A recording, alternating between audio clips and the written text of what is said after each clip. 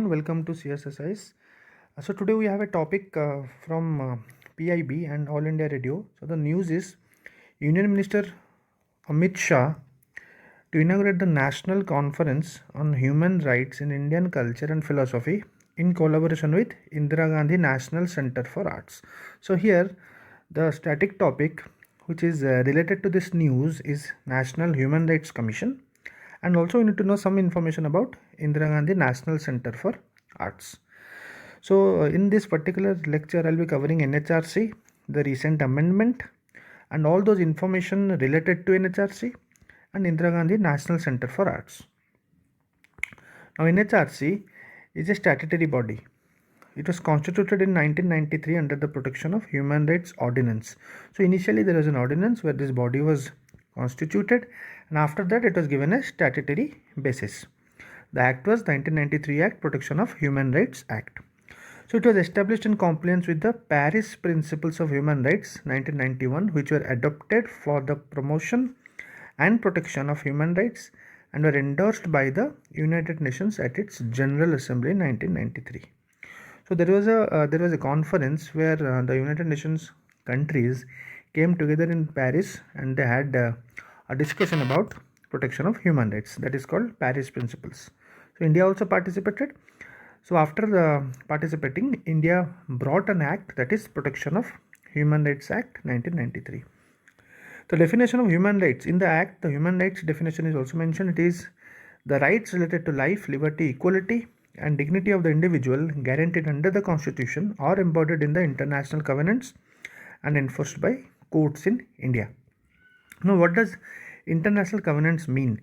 International covenants mean the International Covenant on Civil and Political Rights and the International Covenant on Economic, Social and Cultural Rights. These two rights were adopted in 1966 by the United Nations General Assembly. See, internal covenants are nothing but they are simple guidelines, or you can say best practices, and different countries take the best practices or the guidelines related to civil or political rights or economic, social and cultural rights, and they bring those guidelines in the form of a law in their own country. Next is NHRC autonomous? Yes, NHRC is autonomous because the autonomy, it derives from the method of appointing its chairperson and members. There is a fixed in tenure, either 3 years or 70 years, whichever is earlier, and the statutory guarantees there too. The status they have been accorded and the manner in which the staff is responsible to the commission, including its investigative agency, all will be appointed and conducted, they themselves conducted. So in a way NHRC is autonomous. Even the financial autonomy of the commission is spelled out in the section 32 of the act. So in the act there is also provisions about the financial autonomy. Now how the appointment is done? First of all, they will be done by the president. So before appointing, there will be a selection committee which will recommend the candidates to the president, and the president will appoint it. So the selection committee members are Prime Minister, Speaker of Lok Sabha, the Union Home Minister, the Deputy Chairman of Rajya Sabha and the leaders of opposition in both houses of the parliament. So 1, 2, 3, 4 and 5, 6. So total 6 members will be there in the selection committee. Next is, does the commission have its own investigative team? Yes, the commission has its own investigative staff headed by Director General of Police. Under the act, it is open to the commission to utilize the services of any officer or investigative agency of the central government or any state government. So the commission, it is open for the commission, the NHRC can utilize the services of any officer or any investigative agency. It can be a CBI also. It can utilize officers of CBI or even any kind of investigative agencies of the central government or of the state government also. The commission has associated in a number of cases NGOs in the investigative work. So here NGOs are also involved in their investigative work. Next, how does the commission inquire into complaints? It may call for information or report from the central government or any state government or any other authority or organization within such a time as may be specified by it. So suppose there is a complaint to NHRC. First of all, the NHRC can call a report or information from the central government or the state government. First of all, one thing you need to know here is only public servant cases can be filed into NHRC. You can't file a case against a private organization or a private entity. So because when a public servant is involved in a violation of this particular human rights, when you're violating human rights, and in particular a public servant is violating, so you have an option of giving a complaint to the NHRC. So what NHRC will do first of all is it will seek a report from the central government or the state government or any other authority or organization within such a time as may be specified by it. So here the time is not mentioned. So the NHRC has the autonomy of giving a time of seeking that particular report, provided that if the information or report is not received within the time stipulated by the commission, it may proceed to inquire into the complaint on its own. Suppose the time commission gave is a 2-month or a 3-month or a 6 months, it can be anything. Suppose it it does not get the report from the government, then it can proceed to inquire into the complaint on its own. What steps are open to the commission after inquiry? Where the inquiry discloses the commission of violation of human right or negligence in the prevention of violation of human rights by a public servant, it may recommend to the concerned government or authority the initiation of proceedings for prosecution. Suppose there is a public servant who has violated a human rights of any kind of person or any citizen, and the initial inquiry will be done by NHRC after the complaint. When the NHRC discloses, yes, there is a violation of human right by a public servant, then it will recommend to the concerned government to initiate proceedings for prosecution. So it will recommend, it can't prosecute. NHRC cannot prosecute. It will only recommend. To whom? It will recommend to the government to initiate proceedings for prosecution. This is one. Another option is also that it can approach the Supreme Court or the High Court concerned for such directions, orders or writs as the court may deem necessary. So it has two options. One is it will recommend to the government or it can approach the judiciary. And judiciary is either Supreme Court or the High Court. Can the complaint be in any language? The complaint can be in Hindi, English or any language included in the 8th schedule. No fee is charged. Complaint can also be made on mobile telephone number of the commission.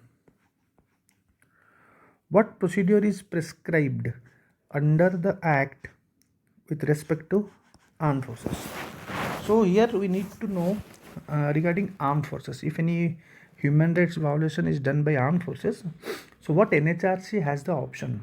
First of all, it will seek a report from the central government, not state, it will be central government. On the receipt of the report, it may either not proceed with the complaint or, as the case may be, make its recommendation to the government.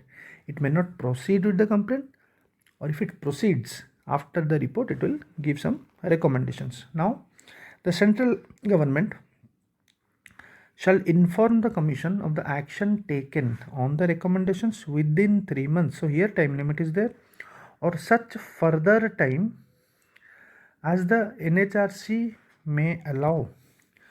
So it will inform the commission after getting the report recommendations. The central government will inform the commission that these are the actions which were taken and that it needs to do within 3 months, or it can be also extended. By whom? If the commission allows it. Functions of NHRC: it can inquire on its own initiative or on a petition presented by a victim. A victim can do it, or any person on his behalf can do it. For what? For violation of fundamental rights or abatement to fundamental rights, negligence in the prevention of such violence by a public servant.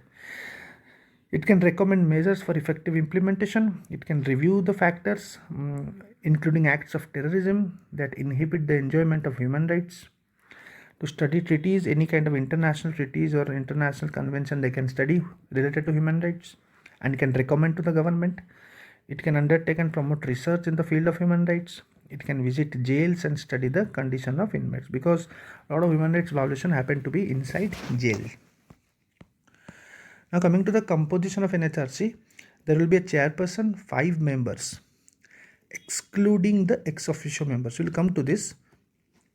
First of all, 5 members and a chairperson. Chairperson who has been a Chief Justice of India or a judge of a Supreme Court. Now this or a judge of a Supreme Court was recently added in the 2019 amendment. 2019 NHRC Act, Amendment Act. 1 member who is or has been a judge of a Supreme Court, and 1 member who is or has been Chief Justice of a High Court. 3 members, out of which at least one shall be women. This provision was also added recently in the 2019 amendment, to be appointed among persons having knowledge of practical experience in matters related to human rights. So out of these 3 members, one shall be women. In addition, there will be some ex officio members. Now these are the ex officio members. Chairperson of national commissions, like National Commission for Scheduled Caste, the chairperson of this particular commission.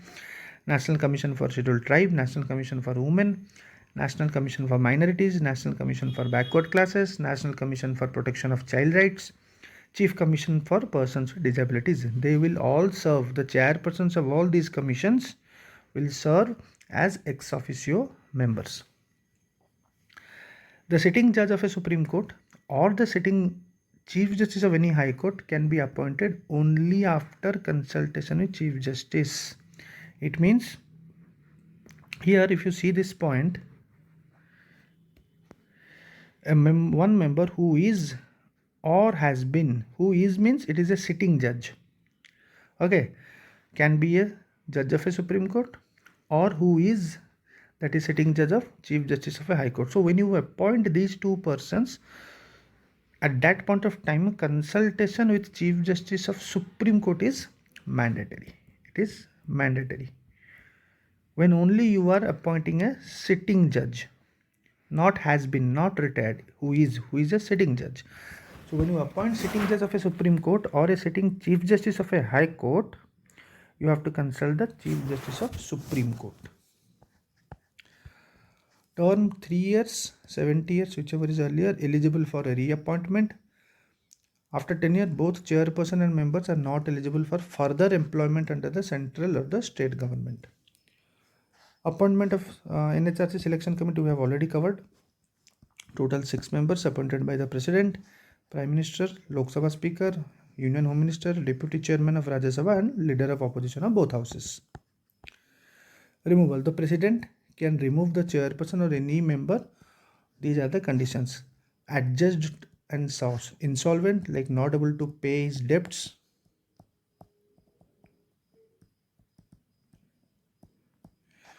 Engaged in paid employment outside his duties. Unfit to continue or infirmity of mind or body. Unsound mind. Convicted or sentenced to imprisonment. Misbehavior or incapacity. Now when it is a misbehavior or an incapacity, so the President has to refer to the Supreme Court for inquiry with respect to this particular provision. Limitations of NHRC. Non-binding. The recommendations are not binding on the government. Now violation of human rights by private parties cannot be considered. I already told you only public servants, violation by public servants are considered. NHRC does not have the power to penalize. It can't penalize. It will recommend the government to initiate action, or it can go to the Supreme Court or a High Court, but it can't penalize somebody or authorities on its own. 3 of the NHRC members are judges, which give the functioning of commission a judicial touch. 3 of the NHRC members are judges. We discussed now. Sitting judge of Supreme Court, even High Court, Chief Justice of High Court, Super, Chief Justice of Supreme Court is the chairperson. So three um, are those people who are from the judiciary, but still then it doesn't have power to penalize. So that point also you can write in a limitation. The other members that are recommended by the selection committee may not necessarily be human rights experts. The other three members, simply it has mentioned ki experience in human rights. The guys or the persons has to have an experience in human rights or study of human rights, but that does not mean that they are having expertise. So there is a difference between expertise versus experience. An experienced person may not have an expertise on that particular subject. So this is also a major limitation. NHRC does not consider the following cases that are older than 1 year, cases that are anonymous, frivolous cases, cases pertaining to service matter, any kind of transfer and all. You cannot simply give a complaint regarding a transfer. NHRC has limited jurisdiction over cases related to armed forces.